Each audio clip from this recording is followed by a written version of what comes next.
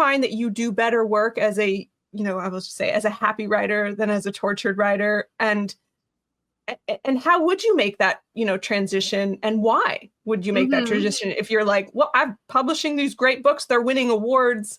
I'm not saying this is a specific person. I'm just making this person up. But we all can think of someone maybe that fits that. I've won all these great awards. People think I'm amazing. Why would I ever change my process or my mindset around writing? What would you say to that?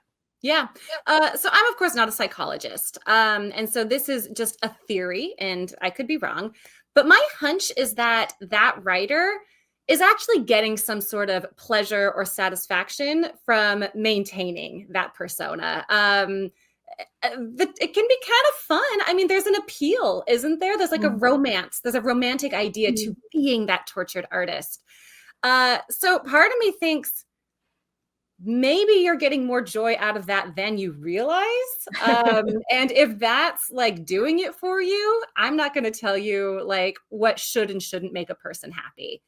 That said, I think that people who do take the time to look for the silver linings, or to, pay attention to the things that they're in control of, and attempt to stop, griping and complaining all the time about all the things that they're not in control of, the state of the market, or, how much they hate their publicist, or, my publisher is not giving me the marketing plan that I want. I mean, we hear writers just go on and on about these things that are very upsetting, and that makes sense. This is your career that we're talking about, but spend less time focusing on the things that you don't like about the career, and you don't like about publishing, and you don't like about writing. And let's spend more time focusing on the things that do bring us, if not happiness and joy, because that can be, those can be words that some people are just like, no, that's just not who I am. Fine. But where are you getting satisfaction from? Where are you getting some amount of pleasure from?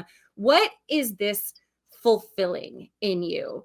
And this is going to be different again for different writers. And I think it's important to recognize that some writers are writing and creating from a place of grief, or from a place of personal trauma, or, they're tackling really big, difficult, complicated issues that maybe isn't leaving a lot of room for creative joy in the scope of this project.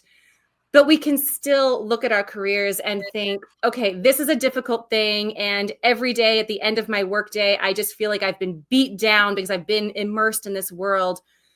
But I'm really proud of myself for hitting my word count goal. Or I know that what I'm writing is really important, and it's going to change something about the world, and that means something to me. So what can we focus on that is good and that is bringing us some amount of pleasure and satisfaction? I love that answer. It's there's a spectrum. Joy is a spectrum. If you enjoyed this video, we've got a lot more on writingmastery.com. Check the description for links to our blog, free writing tools, and more. Happy writing.